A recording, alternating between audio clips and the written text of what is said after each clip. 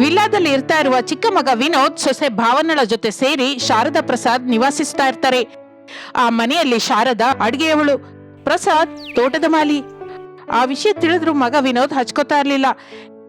ಹೆಂಡತಿ ಭಾವನೆಗೆ ಎದುರು ಹೇಳ್ತಾ ಇರ್ಲಿಲ್ಲ. ಅವಳು ಏನ್ ಹೇಳಿದ್ರು ಹಾಗೇನೆ ಅನ್ನತ್ತಾ ಹೆಂಡತಿ ಸೆರಗಿನ ಗಂಡ ಆಗ್ತಾ ಇದ್ದ. ಅತ್ತೆ ಮಾವ ಅನ್ನುವ ಗೌರವ ಕೊಡದ ಧನಿಕ ಸೊಸೆ ಭಾವನಳ ಹತ್ರ ಇರೋದು ಅವರಿಗೆ ಸ್ವಲ್ಪವೂ ಇಷ್ಟವಿರಲಿಲ್ಲ. ಆದರೆ ಇರಬೇಕಾದ ಪರಿಸ್ಥಿತಿ ಭಾವನ ಕಲ್ಪಿಸ್ತೀನಿ ಅಂತ ಬೆದರಿಸಿರುತ್ತಾಳೆ. ಅತ್ತೆ ಮಾವಯ್ಯ, ನಾನ್ ಹೇಳಿದ್ದು ನಿಮಗ್ ಅರ್ಥವಾಯ್ತಲ್ಲ? ಅರ್ಥವಾಯ್ತು ಸೊಸೆ, ನೀನ್ ಹೇಳಿದ ಹಾಗೆ ನಾನು ನಿಮ್ಮ ಮಾವಯ್ಯ ಕೆಲ್ಸದವರ ಹಾಗೆ ಮನೇಲಿ ಇಲ್ದೇ ಇದ್ರೆ ನಮ್ಮಿಂದ ನಮ್ಮ ಚಿಕ್ಕ ಮಗನನ್ನ ಶಾಶ್ವತವಾಗಿ ದೂರ ಮಾಡ್ತೀಯ, ಅಷ್ಟೇ ಅಲ್ವಾ? ಗುಡ್, ಹೋಗಿ ಅವ್ರವ್ರ ಕೆಲಸ ಮಾಡ್ಕೋತಾ ಇರಿ. ಖಾಲಿಯಾಗಿದ್ದು ನನ್ ಕಣ್ಣಿಗೆ ಕಾಣಿಸ್ಬೇಡಿ. ಕಂಡ್ರೆ ಏನ್ ನಡೆಯುತ್ತೋ ನಾನ್ ಹೇಳ್ಬೇಕಾದ ಅಗತ್ಯವಿಲ್ವಲ್ಲ? ಇಲ್ಲಮ್ಮ ಸೊಸೆ, ಆದ್ರೆ ಅಂದಾಗ್ಲೇ ನನ್ಗೆ ಅರ್ಥವಾಯ್ತು. ನಾನು ವಿನೋದ್ ಹೋಗಿ ನಿಮ್ಮ ದೊಡ್ಡ ಮಗ ರಮೇಶ್, ಬಡ ಸೊಸೆ ಅನಾಮಿಕಳನ್ನ ಈ ಮನೆಗೆ ಕರ್ಕೊಂಡ್ಬರ್ಬೇಕು, ಅಷ್ಟೇ ಅಲ್ವಾ? ಅಷ್ಟೇ ಅಮ್ಮ ಸೊಸೆ. ನಾನು ವಿನೋದ್ ಹೋಗಿ ಮಾತಾಡ್ತೀವಿ, ಈಗ ಹೋಗ್ಬೋದು ಎಂದು ಭಾವನ ಹೇಳುತ್ತಲೇ ಶಾರದಾ ಪ್ರಸಾದರು ಸಂತೋಷದಿಂದ ಹೊರಟು ಹೋಗುತ್ತಾರೆ. ನನ್ ಮನೇಲಿ ಇರ್ತಾ ನಾನು ಹಾಕಿದ್ದನ್ನ ತಿಂತ ಆ ಬಡ ಅನಾಮಿಕಳ ಬಗ್ಗೆ ಆಲೋಚಿಸ್ತಾ ಇರ್ತಾರೆ. ಏನು ಮನುಷ್ಯರೋ ಏನೋ ಅಂದುಕೊಂಡು ಆಫೀಸ್ ಫೈಲ್ ನೋಡ್ತಾ ಇರ್ತಾಳೆ ಭಾವನಾ. ಕಿಚನ್ ಒಳಗೆ ಶಾರದಾ ಪ್ರಸಾದರು ಬರುತ್ತಾರೆ. ಈ ಧನಿಕ ಸೊಸೆ ಮೇಲೆ ನನಗೆ ನಂಬಿಕೆ ಇಲ್ಲ ರೀ. ನಾವೇ ಹೋಗಿ ದೊಡ್ಡ ಮಗನ್ನ ದೊಡ್ಡ ಸೊಸೆನ ಬೇಡ್ಕೊಂಡು ಮನೆಗ್ ಕರ್ಸೋಣ. ಭಾವನೆಗೆ ತಿಳಿಯದ ಹಾಗೆ ನಾವು ನಮ್ಮ ಬಡ ಸೊಸೆ ಅನಾಮಿಕಳ ಮನೆಗೆ ಹೋಗೋದು ಸಾಧ್ಯವಾಗಲ್ಲ ಶಾರದಾ. ಈ ಒಂದು ಸಲ ನೋಡೋಣ. ಸರಿ ರೀ, ಮಾತನಾಡಿದ್ದು ಸಾಕು, ಇನ್ನು ತೋಟದೊಳಗೆ ಹೋಗಿ. ಹಾಗೆ ಶಾರದಾ, ಅನ್ನ ಸಾರು ಆದ್ಮೇಲೆ ನನ್ ಕರಿ ಎಂದು ಪ್ರಸಾದ್ ಹೊರಟು ಹೋಗುತ್ತಾನೆ. ಶಾರದಾ ಅಡುಗೆ ಮಾಡ್ಕೋತಾ ಇರ್ತಾಳೆ. ಆ ದೊಡ್ಡ ಮನೆಯ ಪಕ್ಕದಲ್ಲಿ ಮಣ್ಣಿನಿಂದ ಕಟ್ಟಿದ ಗುಡಿಸಲಿನಲ್ಲಿ ಏನೂ ಓದದ ಅನಾಮಿಕಾ ಗಂಡ ರಮೇಶನ ಜೊತೆ ಸೇರಿ ಕೂಲಿ ಕೆಲಸ ಮಾಡ್ಕೊಳ್ತಾ ತನ್ನ ತಾಯಿ ತಂದೆ ಸುಜಾತ ರಾಜಯ್ಯರ ಜೊತೆ ಇರುತ್ತಾಳೆ. ಮನೆ ಹೊರಗೆ ಅನಾಮಿಕಾ ಮಣ್ಣಿನ ಒಲೆ ಹತ್ರ ಅಡಿಗೆ ಮಾಡ್ತಾ ಇರುವಾಗ ರಿಚ್ ಭಾವನ ವಿನೋದರು ಅಲ್ಲಿಗೆ ಬರ್ತಾರೆ. ಅನಾಮಿಕಾ ಸಂತೋಷಪಟ್ಟು ಅವರ ಹತ್ರಕ್ಕೆ ಬರ್ತಾಳೆ. ಚೆನ್ನಾಗಿದ್ಯಾ ತಾಯಿ ಎಂದು ಪ್ರೇಮದಿಂದ ಮಾತನಾಡಿಸ್ತಾಳೆ. ಭಾವನ ಅನಾಮಿಕಳ ಮೈಮೇಲಿರುವ ಹಳೆ ಬಟ್ಟೆಯನ್ನು ನೋಡಿ ಅಸಹ್ಯವಾಗಿ ಮುಖವಿಟ್ಟು, ಚೆನ್ನಾಗಿದ್ದೀನಿ, ಮನೆಯಲ್ಲಿ ನಿನ್ ಗಂಡ ಇಲ್ವಾ ಎಂದು ಭಾವನ ಅನ್ನುತ್ತಲೇ ಅನಾಮಿಕಂಗೆ ಕೋಪ ಬರುತ್ತೆ. ಆದರೆ ಏನೂ ಅನ್ನಲಾರ್ದೆ ಹೋಗ್ತಾಳೆ. ವಿಷಯವೇನು ಹೇಳು ವಿನೋದ್. ಅಣ್ಣಯ್ಯನ ಕರೆಯೋದಕ್ಕೆ ಇಬ್ಬರಿಗೂ ಒಂದೇ ಸಲ ವಿಷಯ ಹೇಳಿ ಹೊರಟೋಗ್ತೀವಿ.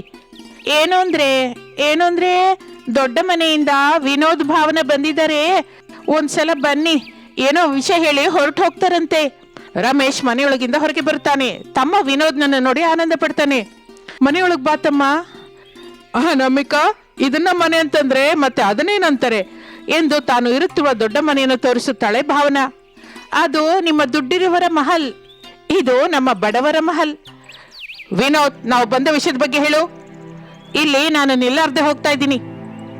ಈಗಲೂ ಹೇಳ್ತೀನಿ ಭಾವನಾ. ಅಣ್ಣಯ್ಯ. ಹೇಳು ತಮ್ಮ.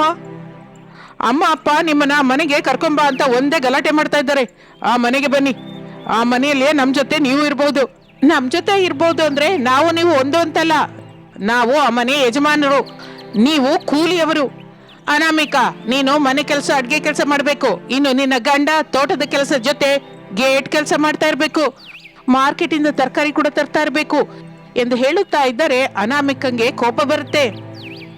ರಮೇಶ್ ಕೈ ಹಿಡಿದು ನಿಲ್ಲಿಸುತ್ತಾನೆ. ಅನಾಮಿಕಾ ಆವೇಶ ಕೆಲಸಕ್ಕೆ ಬಾರದು ಎಂದು ತನ್ನನ್ನು ತಾನು ನಿಗ್ರಹಿಸಿಕೊಳ್ಳುತ್ತಾಳೆ. ತಂಗಿ, ತಾವು ತಮ್ಮ ದೊಡ್ಡ ಮನೆಗೆ ಈಗಲ್ಲ, ಯಾವತ್ತಿಗೂ ಬರೋದಿಲ್ಲ. ಇದೇ ಮನೇಲಿ ಇರ್ತೀವಿ. ನಮಗೆ ಇದ್ದುದ್ರಲ್ಲಿ ನಾವು ಬದುಕ್ತೀವಿ. ಇನ್ನು ನೀವು ನಿಮ್ಮ ಮನೆಗೆ ಹೋಗ್ಬಹುದು. ಮಾಡೋದು ಕೂಲಿ ಕೆಲಸ, ಬದುಕೋದು ಮಣ್ಣಿನ ಮನೆಯಲ್ಲಿ. ಪೌರುಷ ಮಾತ್ರ ಬೇರೆ ಲೆವೆಲ್. ಬಾ ವಿನೋದ್ ಎಂದು ವಿನೋದನ ಜೊತೆ ಭಾವನಾ ಹೊರಟು ಹೋಗುತ್ತಾಳೆ. ಅನಾಮಿಕಾ ರಮೇಶ್ ದುಃಖ ಪಡ್ತಾ ಇರ್ತಾರೆ. ಹಾಗೆ ದಿನಗಳು ಕಳೆಯುತ್ತಾ ಇರ್ತದೆ. ಶೀತಕಾಲ ಬಂದಿದ್ದರಿಂದ ಊರೆಲ್ಲ ಮಂಜು ಬೀಳ್ತಾ ಇರುತ್ತದೆ. ರಾತ್ರಿ ಆದರೆ ಮೂಳೆಯೊಳಗೆ ಕೊರೆಯುವ ತಣ್ಣನೆಯ ಗಾಳಿ. ಒಂದು ದಿನ ರಾತ್ರಿ ರೂಮಿನೊಳಗೆ ಹೀಟರ್ ಹಾಕಿಕೊಂಡು ಬೆಡ್ಶೀಟ್ ಹೊದ್ಕೊಂಡು ಭಾವನಾ ವಿನೋದರು ಬೆಚ್ಚಗೆ ಒಂದು ರೂಮಿನಲ್ಲಿ ಮಲಗಿದ್ದರೆ, ಮತ್ತೊಂದು ರೂಮಿನಲ್ಲಿ ಶಾರದಾ ಪ್ರಸಾದರು ಚಾಪೆ ಹಾಕಿಕೊಂಡು ಹಳೆ ಬೆಡ್ಶೀಟ್ ಹೊದ್ಕೊಂಡು ಚಳಿಗೆ ನಡುಗುತ್ತಾ ಕೂತಿರುತ್ತಾರೆ. ಈ ರಾತ್ರಿ ನೀವು ಮಲ್ಗಲ್ಲ, ನನ್ನನ್ನು ಮಲ್ಗೋಕ್ ಬಿಡಲ್ವಾ? ನನಗ್ ನಿದ್ರೆ ಬರ್ತಾ ಇಲ್ಲ ಶಾರದಾ. ನಿನ್ನೆವರೆಗೂ ಚೆನ್ನಾಗಿ ಮಲಗಿದ್ರಲ್ಲ, ಈ ದಿನ ಏನಾಯ್ತು? ಯಾಕೆ ನಿದ್ರೆ ಬರ್ತಾ ಇಲ್ಲ? ನಿನ್ನೆವರೆಗೆ ಚಿಕ್ಕ ಮಗ ವಿನೋದು ಚಿಕ್ಕ ಸೊಸೆ ಭಾವನ ಹೋಗಿ ಮಣ್ಣಿನ ಮನೇಲಿ ಇರ್ತಾರೋ, ದೊಡ್ಡ ಮಗ ರಮೇಶು ಬಡ ಸೊಸೆ ಅನಾಮಿಕಳನ್ನು ಕರ್ಕೊಂಡ್ ಬರ್ತಾರೆ ಅಂತ ಆಸೆಪಟ್ಟೆ. ಏನ್ ನಡೀತೋ ಸರಿಯಾಗಿ ಹೇಳ್ರಿ. ಈ ದಿನ ಸಾಯಂಕಾಲ ವಿನೋದ ಭಾವನ ಮಾತಾಡ್ಕೊತಿದ್ರೆ ಕೇಳ್ಕೊಂಡೆ. ಅವ್ರೇನ್ ಮಾತಾಡ್ತಾ ಇದ್ರು ನೀವೇನ್ ಕೇಳಿಸ್ಕೊಂಡ್ರಿ? ಈಗ ನಾನು ನಿಜ ಹೇಳಿ ದುಃಖ ಕೊಡಲಾರಿ ಶಾರದಾ, ಆ ನಿಜ ನನ್ ಜೊತೆನೆ ಇಟ್ಕೋತೀನಿ. ಹೀಗೆ ನಿಮ್ಮಲ್ಲಿ ನೀವೇ ದುಃಖ ಪಡ್ತಾ ಇದ್ರೆ ಇನ್ನು ಹೆಂಡತಿಯಾಗಿ ನಾನಿದ್ದು ಏನ್ ಲಾಭ ಹೇಳಿ ನೀವೇ? ನಿಮ್ಮ ದುಃಖನ ಹಂಚಿಕೊಳ್ಳಲಾರ್ದ ಪರಕೀಯಳಾದನ ನಾನು? ಆ ಮಾತು ಅನ್ಬಿಡ ಶಾರದಾ. ನಾನು ಅನುಭವಿಸ್ತಿರುವ ದುಃಖ ನಿಂಗೆ ಹೇಳಿ ನಿನಗೂ ದುಃಖ ಕೊಡೋದು, ನಿಮ್ಮ ಅತ್ತೆ ಸೊಸೆಯರ ಮಧ್ಯೆ ಕಿಚ್ಚು ಹಾಕುವುದು ನನಗಿಷ್ಟವಿಲ್ಲ. ಅದಕ್ಕೆ ನಾನು ಹೇಳ್ತಾ ಇಲ್ಲ. ಅಂದ್ರೆ ನಿಮ್ಮ ಇಷ್ಟನೇ. ಇನ್ನು ನಾನು ಮಲ್ಕೋತೀನಿ ಎಂದು ಶಾರದಾ ಮಲಗುತ್ತಾಳೆ. ಪ್ರಸಾದ್ ದುಃಖದಿಂದ ಹಾಗೆ ಕೂತಿರುತ್ತಾನೆ. ಮಣ್ಣಿನ ಮನೆಯಲ್ಲಿ ಒಂದು ಮೂಲೆಯಲ್ಲಿ ಹಾಕಿಕೊಂಡು ಚಳಿ ಬೆಂಕಿಗೆ ಹಳೆ ಬೆಡ್ಶೀಟ್ ಹೊದ್ಕೊಂಡು ರಾಜಯ್ಯ ಸುಜಾತರು ಮಲಗಿದ್ದರೆ ರಮೇಶ್ ಅನಾಮಿಕಾ ಕೂತಿರುತ್ತಾರೆ. ಆಗಿದ್ದೇನೋ ಆಗೋಯ್ತು ಅನಾಮಿಕಾ, ಇನ್ನು ಅದೇ ನೆನೆಸ್ಕೊಂಡು ದುಃಖ ಪಡೋದು ಏನಾದ್ರೂ ಚೆನ್ನಾಗಿರುತ್ತಾ ಹೇಳು? ನೀವು ಕೂಲಿ ಕೆಲಸ ಮಾಡ್ಕೊಳ್ತಾ ವಿನೋದನ್ನ ಓದಿಸಿದ್ದೀರಾ. ಅವರಿಗೆ ವಿಶ್ವಾಸವಿಲ್ಲ ಅನಾಮಿಕಾ. ಅವ್ರ ಬಗ್ಗೆ ಆಲೋಚಿಸುತ್ತಾ ಮಲಗದೆ ನಮ್ಮ ಆರೋಗ್ಯ ನಾವೇಕೆ ಹಾಳು ಮಾಡ್ಕೋಬೇಕು ಹೇಳು? ಬಾ ಮಲಗುವ. ಸರಿ ರೀ, ಮಲ್ಕೊಳ್ಳಿ. ಬೆಳಿಗ್ಗೆನೆ ನಾವು ಕೂಲಿ ಕೆಲಸಕ್ಕೆ ಹೋಗ್ಬೇಕು ಎಂದು ಅನಾಮಿಕಾ ರಮೇಶರು ಹಳೆ ಬೆಡ್ಶೀಟ್ ಹೊದ್ಕೊಂಡು ಮಲಗಿರುತ್ತಾರೆ. ಹಾಗೆ ಸಮಯ ಕಳೆಯುತ್ತಾ ಇರುತ್ತದೆ. ಮಂಜು ಬೀಳುತ್ತಾ ಇರುತ್ತದೆ. ಹಾಗೆ ರಾತ್ರಿ ಕಳೆಯುತ್ತದೆ. ಮಾರನೇ ದಿನ ಶಾರದಾ ಪ್ರಸಾದರು ಬಡ ಸೊಸೆ ಅನಾಮಿಕಳ ಮನೆಗೆ ಬರುತ್ತಾರೆ. ರಮೇಶ್ ಮಂಚ ಹಾಕುತ್ತಾನೆ. ಇಬ್ಬರು ಕೂತಿರುತ್ತಾರೆ. ಅನಾಮಿಕಾ ಟೀ ಮಾಡಿ ಕೊಡ್ತಾಳೆ. ಇಬ್ರು ಕುಡಿಯುತ್ತಾರೆ. ಏನ್ ನಡೀತು ಸೊಸೆ? ಭಾವನ ಬಂದು ಆ ದೊಡ್ಡ ಮನೆಗೆ ಬಾ ಅಂತ ಕರೆದ್ಲಲ್ವಾ, ನೀವೇನಕ್ಕೆ ಬರ್ಲಿಲ್ಲ? ಪ್ರೇಮದಿಂದ ಅಭಿಮಾನದಿಂದ ಕರೆದಿದ್ರೆ ಬರ್ತಾ ಇದ್ವಿ ಅತ್ತೆ. ಆದ್ರೆ ಭಾವನ ದುಡ್ಡಿನ ಪೊಗರು ತೋರಿಸಿದ್ಲು. ಪಕ್ಕದಲ್ಲೇ ಇರುವ ವಿನೋದ್ ಕೂಡ ಏನು ಮಾತಾಡಿಲ್ಲ ಅತ್ತೆ. ನಂಗೂ ತುಂಬಾ ದುಃಖವಾಗಿ ಇದೆ ಅನಾಮಿಕಾ. ಆದ್ರೆ ಏನ್ ಮಾಡ್ಬೇಕು ಹೇಳು? ದುಃಖ ಪಟ್ಕೊಂಡು ಅಲ್ಲಿರೋದು ಏನಕ್ಕೆ ಅಪ್ಪ? ಇಲ್ಲೇ ಬಂದ್ಬಿಡಿ ನೀವು ಕೂಡ. ಬರ್ಬೇಕು ಅಂತಾನೆ ಇದೆಪ್ಪ. ಆದ್ರೆ ಚಿಕ್ಕ ಸೊಸೆ ನಮ್ ಜೊತೆ ಸೈನ್ ಹಾಕ್ಸ್ಕೊಂಡಿದ್ದಾಳೆ. ಅನಾಮಿಕಾ ರಮೇಶರು ಆಶ್ಚರ್ಯದಿಂದ ಒಬ್ಬರ ಮುಖವನ್ನೊಬ್ಬರು ನೋಡ್ಕೋತಾರೆ. ಸೈನ್ ಹಾಕೋದೇನು ಅತ್ತೆ? ನಿಮಗಿಷ್ಟು ಕಾಲ ಹೇಳಿಲ್ಲಲ್ಲಮ್ಮ ಸೊಸೆ. ಚಿಕ್ಕ ಸೊಸೆ ಓದ್ಕೊಂಡಿದ್ದಾಳಲ್ಲ, ನಮ್ಮನ್ನು ಚೆನ್ನಾಗಿ ನೋಡ್ಕೋತಾಳೆ ಅಂತ ಆಸೆ ಪಟ್ಟು ಆ ದೊಡ್ಡ ಮನೆಗೆ ಹೋದ್ವಲ್ಲ. ಆದ್ರೆ ವಿನೋದನ್ನ ನಮ್ಮಿಂದ ದೂರ ಮಾಡ್ತೀನಿ ಅಂತ ಬೆದರಿಸ್ತಾ ಇದ್ದಾಳೆ. ಓದು ಬಾರದ ನಮ್ಮ ಹತ್ರ ಬೆರಳಿನ ಮುದ್ರೆ ಹಾಕಿಸ್ಕೊಂಡು ಮನೇಲಿ ಕೆಲಸ ಎಲ್ಲ ಮಾಡಿಸ್ಕೊತಾ ಇದ್ದಾಳಮ್ಮ ಎಂದು ಶಾರದಾ ಕಣ್ಣೀರು ಹಾಕುತ್ತಾಳೆ. ಅನಾಮಿಕಾ ರಮೇಶರಿಗೆ ಪಾಪವೆನಿಸುತ್ತದೆ. ಅಷ್ಟೆಲ್ಲ ದುಃಖ ಪಡ್ತಾ ಅಲ್ಲಿ ಏನಕ್ಕೆ ಅತ್ತೆ ಇರೋದು? ಇಲ್ಲಿಗೆ ಬಂದ್ಬಿಡಿ. ಇಲ್ಲಿಗೆ ಬಂದು ಈ ಚಿಕ್ಕ ಮನೆಯಲ್ಲಿ ಎಲ್ಲಿರ್ಬೇಕಮ್ಮ ಸೊಸೆ? ನಮ್ ಜೊತೆನೆ ಇರಿ ಮಾವಯ್ಯ, ಹೇಗೋ ಹೊಂದ್ಕೊಂಡೋಗೋಣ. ಒಳ್ಳೆ ಮನಸ್ಸಿರುವ ನಮಗೆ ಈ ಚಳಿಗಾಲ ಏನು ಕೇಡು ಮಾಡೋದಿಲ್ಲ. ಸರಿಯಮ್ಮ ಸೊಸೆ, ಇಲ್ಲೇ ಇರ್ತೀವಿ ಎಂದು ಶಾರದಾ ಪ್ರಸಾದರು ಆ ದಿನದಿಂದ ಬಡ ಸೊಸೆ ಅನಾಮಿಕಳ ಮನೆಯಲ್ಲಿ ಇರುತ್ತಾರೆ. ಆ ವಿಷಯ ತಿಳಿದು ಭಾವನ ವಿನೋದ್ನ ಮೇಲೆ ಸೀರಿಯಸ್ ಆಗಿ ಅರಚುತ್ತಾ ಇರ್ತಾಳೆ. ವಿನೋದ್ ಏನೋ ಮಾತನಾಡದೆ ಮೌನವಾಗಿರ್ತಾನೆ. ಆ ದಿನ ರಾತ್ರಿ ಕರೆಂಟ್ ಹೋಗಿದ್ದರಿಂದ ಭಾವನ ರೂಮಿನಲ್ಲಿ ಹೀಟರ್ ನಿಂತು ಹೋಗುತ್ತೆ. ಅದರಿಂದ ಭಾವನ ಚಳಿಯನ್ನ ತಡಿಲಾರ್ದೆ ಹೋಗ್ತಾಳೆ. ಏನು ವಿನೋದ್, ಇನ್ನು ರಾತ್ರಿ ಪವರ್ ಕಟ್ ಏನಕ್ಕೋ ತಿಳ್ಕೊಂಡ್ಯಾ? ಅವ್ರಿಗೆ ಗೊತ್ತಿಲ್ಲಂತೆ, ಮಾರ್ನಿಂಗ್ವರೆಗೂ ಬರಲ್ಲ ಅಂತ ಹೇಳಿದಾರೆ ಭಾವನ. ಈಗ ನಾನು ಇಷ್ಟು ಚಳಿನಲ್ಲಿ ಹೇಗೆ ಮಲಗಬೇಕು? ಏನ್ ಮಾಡ್ಬೇಕು ಅರ್ಥವಾಗ್ತಿಲ್ಲ. ಈಗ ಹೊರಗೆ ಹೋಗೋದು ಸಾಧ್ಯವಾಗಲ್ಲ ಭಾವನಾ. ಬೆಡ್ಶೀಟ್ ಹೊತ್ಕೊಂಡು ಮಲಗೋದೆ. ಭಾವನಾ ಮಾಡೋದಕ್ಕೇನು ಆಗದೆ ಬೆಡ್ಶೀಟ್ ಹೊತ್ಕೊಂಡು ಚಳಿಗೆ ನಡುಗುತ್ತಾ ಮಲಗುತ್ತಾಳೆ. ಬಡ ಸೊಸೆ ಅನಾಮಿಕಾ ತನ್ನ ಮಣ್ಣಿನ ಮನೆಯಲ್ಲಿ ಚಳಿಗೆ ಬೆಂಕಿ ಹಾಕುತ್ತಾಳೆ. ಅದರಿಂದ ಆ ಮನೆಯಲ್ಲಿ ಬೆಚ್ಚಗಿರುತ್ತದೆ. ರಮೇಶ್, ಶಾರದಾ, ಪ್ರಸಾದ್, ಸುಜಾತ, ರಾಜಯ್ಯ ಎಲ್ಲರೂ ಗೋಣಿ ಚೀಲದ ಬೆಡ್ಶೀಟ್ ಅನ್ನು ಹೊತ್ಕೊಂಡು ಹಾಯಾಗಿ ಮಲಗಿರ್ತಾರೆ. ಅನಾಮಿಕಾ ಎಚ್ಚರವಾಗಿರುತ್ತಾ ಬೆಂಕಿಯ ಕಿಡಿಗಳು ಸಿಡಿಯದಂತೆ ಬೆಂಕಿ ಆರದ ಹಾಗೆ ನೋಡ್ಕೋತಾ ಇರ್ತಾಳೆ. ಭಾವನಾ ಚಳಿಯನ್ನ ತಡಿಲಾರ್ದೆ ಹೋಗ್ತಾಳೆ. ಚಳಿ ಜ್ವರ ಬರುತ್ತದೆ. ಹಾಸ್ಪಿಟಲ್ ನಲ್ಲಿ ಇರ್ತಾಳೆ. ಶಾರದಾ, ಅನಾಮಿಕಾ ಎಷ್ಟೋ ಪ್ರೇಮದಿಂದ ಭಾವನಳನ್ನು ನೋಡ್ಕೋತಾರೆ. ಆಗ ಭಾವನಾ ತನ್ನ ತಪ್ಪನ್ನು ತಿಳ್ಕೊತಾಳೆ. ಶಾರದಳನ್ನು, ಅನಾಮಿಕಳನ್ನು ಕ್ಷಮಿಸು ಅಂತ ಬೇಡ್ಕೋತಾಳೆ. ಅವರ ಜೊತೆ ಕಲೆತು ಬೆರೆತು ಇರ್ತಾಳೆ. ಇದು ಇಂದಿನ ಕಥೆ. ಮತ್ತೊಂದು ಆಸಕ್ತಿಕರ ಕಥೆ ಜೊತೆ ಮತ್ತೆ ಸೇರೋಣ. ಅಲ್ಲಿವರೆಗೂ ವಿರಾಮ. ನಮಸ್ತೆ. ಎಲ್ಲರಿಗೂ ನಮಸ್ಕಾರ. ನಾನೇ ನಿಮ್ಮ ಅನಾಮಿಕಾ. ಅತ್ತೆ ಸೊಸೆ ಇಲ್ಲದ ಮನೆ ಇರದಿಲ್ಲ. ಜಗಳ, ಸಂತೋಷ, ಗಲಾಟೆ, ತುಂಟತನ, ಸಂದೇಹ, ಸಂತೋಷ ಎಲ್ಲವನ್ನು ಬೆರೆಸಿ ನಿಮಗೆ ಅನಾಮಿಕಾ ಕನ್ನಡ ಚಾನೆಲ್ ಮೂಲಕ ನಿಮಗೆ ತಿಳಿಯಪಡಿಸ್ತಾ ಇದ್ದೀವಿ. ಮಿಸ್ ಮಾಡದೆ ಬೆಲ್ ಐಕಾನ್ನ ಕೂಡ ಒತ್ತಿ. ನಿಮ್ಮ ಒಬ್ಬರ ಸಬ್ಸ್ಕ್ರೈಬ್ ನಮಗೆ ಇನ್ನಷ್ಟು ಉತ್ಸಾಹವನ್ನು ತುಂಬಿಸುತ್ತೆ. ಇನ್ನು ಯಾಕೆ ತಡ, ಇವಾಗ್ಲೇ ಸಬ್ಸ್ಕ್ರೈಬ್ ಮಾಡಿ. ನಿಮಗೆ 77ನೇ ಗಣರಾಜ್ಯೋತ್ಸವದ ಶುಭಾಶಯಗಳು. ಮೊದಲೇ ಅದು ಚಳಿಕಾಲ. ಆದ್ರೂ ಮನೆಯ ಅಂಗಳದಲ್ಲಿ ಶಾರದಾ ಪ್ರಸಾದ್ ಎನ್ನುವ ದಂಪತಿಗಳು ಹೊರಗಡೆ ಬೆಂಕಿ ಹಾಕಿ ಚಳಿ ಕಾಯ್ತಾ ಇದ್ರು. ಇವಾಗ ಹಬ್ಬನೂ ಇಲ್ಲ, ಯಾವ ರೀತಿಯ ಫಂಕ್ಷನ್ ಕೂಡ ಇಲ್ಲ. ಈ 5 ಬಗೆಯಾದ ಸ್ವೀಟ್ನ ಯಾರಿಗೋಸ್ಕರ ಮಾಡ್ದೆ ಶಾರದಾ?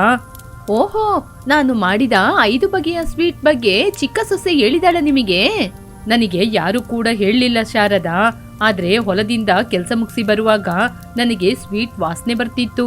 ಹಾಗೆ ಹೇಳಿದಾಗ ಶಾರದಾ ಗಂಡನ ಜೊತೆ, ಒಂದೇ ಸಲ ನೋಡದೆ ನಾನು 5 ಸ್ವೀಟ್ನ ಮಾಡಿದೀನಿ ಅಂತ ನಿಮ್ ಮೂಗು ಹೇಳಿದ್ರೆ ಪೊಲೀಸ್ ನಾಯಿಗಳೇ ಬೇಕಾಗಿಲ್ಲ. ವ್ಯವಸಾಯ ಕೆಲಸ ಮಾಡೋದಿಕ್ಕೆ ಪೊಲೀಸ್ ನಾಯಿಯ ಹಾಗೆ ಪೊಲೀಸರ ಬಳಿ ಕೆಲಸ ಮಾಡ್ಬೋದಲ್ವಾ? ಹಾಗೆ ಹೇಳಿದಾಗ ಪ್ರಸಾದ್ ಕೋಪದಿಂದ, ಇಲ್ಲಿ ನೋಡು ಶಾರದಾ, ನೀನು ಜೋಕ್ ಮಾಡ್ಬೇಡ. ಮನೆಯೊಳಗೆ ಹೋಗಿ ಸ್ವೀಟ್ ತಗೊಂಬ. ಚಳಿ ಆಗುವಾಗ ಈ ಬಿಸಿಗೆ ಕೂತ್ಕೊಂಡು ಸ್ವೀಟ್ ತಿನ್ನಕ್ಕೆ ಚೆನ್ನಾಗಿರುತ್ತೆ. ಇಲ್ಲಿ ನೋಡಿ, ಅದು ನಮಗೇನೆ ಮಾಡಿದ್ದು, ಆದ್ರೆ ಇವಾಗ ತಿನ್ನದ್ ಬೇಡ. ಯಾಕೆ ಶಾರದಾ, ಇವಾಗ ಏನಾದ್ರೂ ಯಮಗಂಡ ಇದೆಯಾ? ಅದಲ್ಲ ರೀ, ಇವಾಗ ಏನು ನಾನ್ ಮಾಡಿದ ಸ್ವೀಟ್ನ ನಿಮ್ಗೆ ತರ್ಬೇಕಾ? ತರದು ಮಾತ್ರ ಅಲ್ಲ, ನೀನು ತಂದು ಕೊಟ್ರೆ ತಿನ್ಕೊಂಡೆ ಮಾತಾಡೋಣ. ಇವಾಗ ಚಿಕ್ಕ ಸೊಸೆ ಬಿಸಿ ಬಿಸಿಯಾಗಿ ರೊಟ್ಟಿ ಮಾಡಿದಾಳೆ, ಅದನ್ನ ತಿನ್ನಿ. ಸ್ವೀಟ್ಸ್ನ ನಾಳೆ ತಿನ್ನೋಣ. ಹೀಗೆ ಶಾರದಾ ಹೇಳಿದಾಗ ಪ್ರಸಾದ್ ಇನ್ನೂ ಮಾತನಾಡದೆ ಹಾಗೇನೆ ಮೌನವಾಗಿ ಕುಳಿತುಕೊಂಡ. ಹೊಲದಲ್ಲಿ ಕೆಲಸ ಮಾಡ್ತಾ ಇರುವ ಅತ್ತೆ ಮಾವನನ್ನು ನೋಡ್ಲಿಕ್ಕೋಸ್ಕರ ಸೊಸೆಯಾದ ಅನಾಮಿಕಾ ಬಂದ್ಲು. ಅತ್ತೆ, ಮಾವ ಹಾಗೆ ಅಂತ ಪ್ರೀತಿಯಿಂದ ಕರೆದಾಗ ಅವರು ಸೊಸೆಯನ್ನು ನೋಡಿದ್ರು.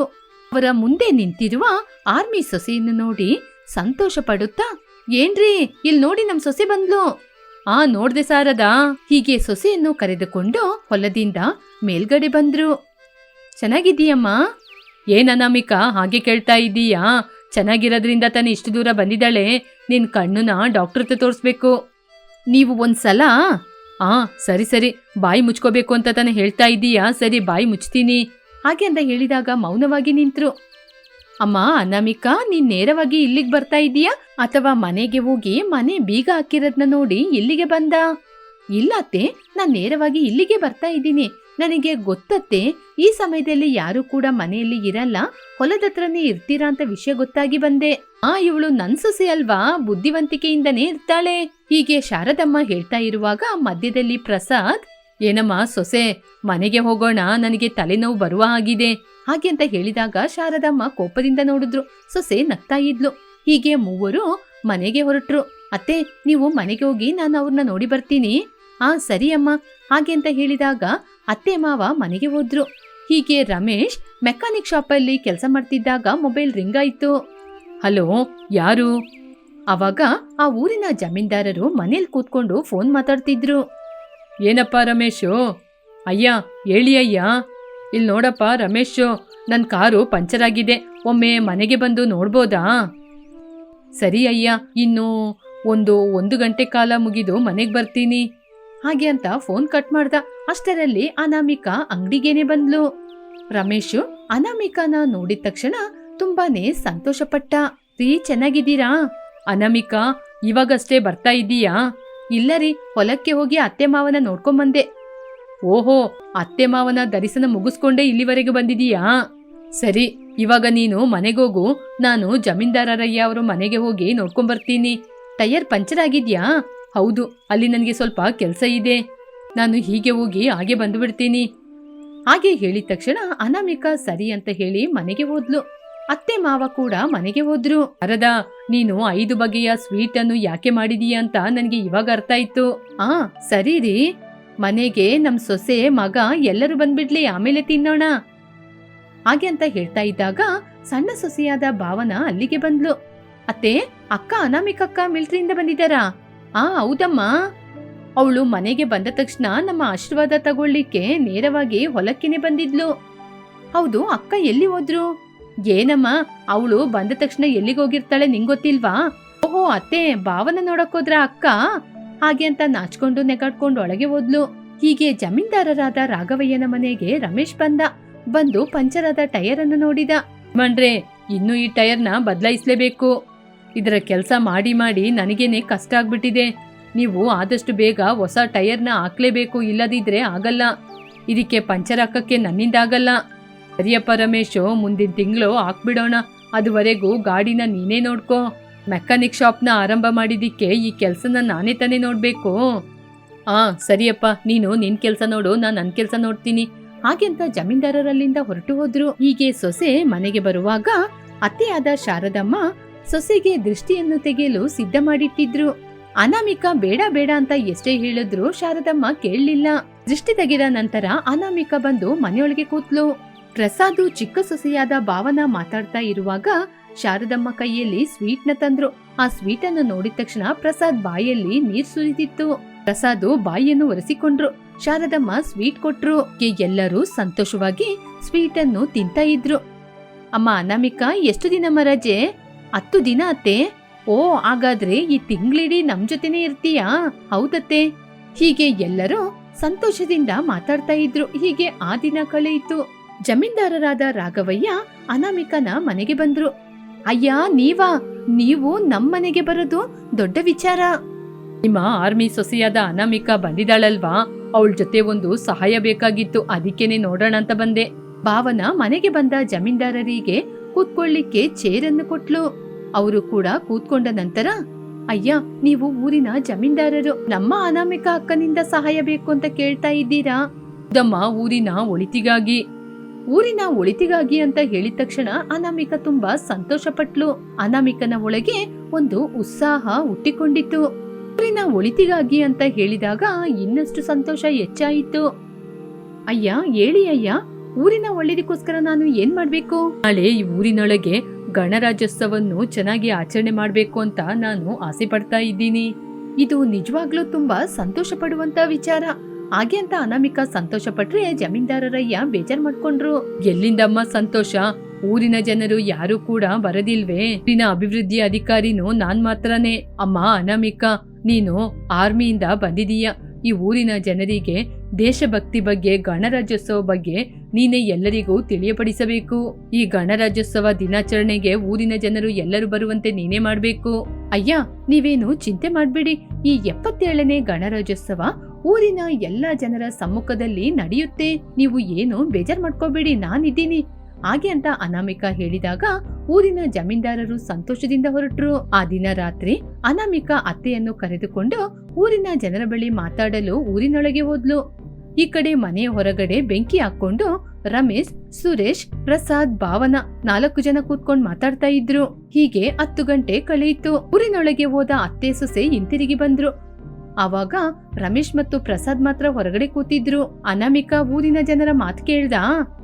ಕೇಳ್ದೆ ಅತ್ತೆ. ಗಣರಾಜ್ಯೋತ್ಸವ ದಿನಾಚರಣೆಯಲ್ಲಿ ಕೂತ್ಕೊಳ್ಳಕ್ಕೆ ಆಗಲ್ಲ, ಹಾಗೆ ಕೂತ್ರೆ ಕೇವಲ 10 ರೂಪಾಯಿ ಸ್ವೀಟ್ ಕೊಡ್ತಾರೆ.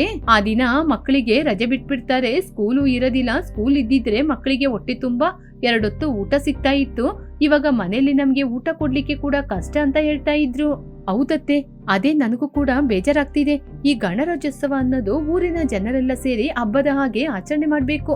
ಆ ಹಬ್ಬನೇ ಅವರಿಗೆ ಕಷ್ಟವಾಗಿದೆ ಅಂದ್ರೆ ನನಗೂ ಕೂಡ ತುಂಬಾ ಬೇಜಾರಾಗ್ತಿದೆ. ಯಾರು ಕೂಡ ಕೆಲ್ಸಕ್ಕೆ ಹೋಗದೆ 77ನೇ ಗಣರಾಜ್ಯೋತ್ಸವವನ್ನು ಆಚರಣೆ ಮಾಡುವ ಹಾಗೆ ಖಂಡಿತ ನಾನ್ ನೋಡ್ಕೋತೀನಿ. ಸರಿಯಮ್ಮ, ಆಯ್ತಮ್ಮ ಸೊಸೆ.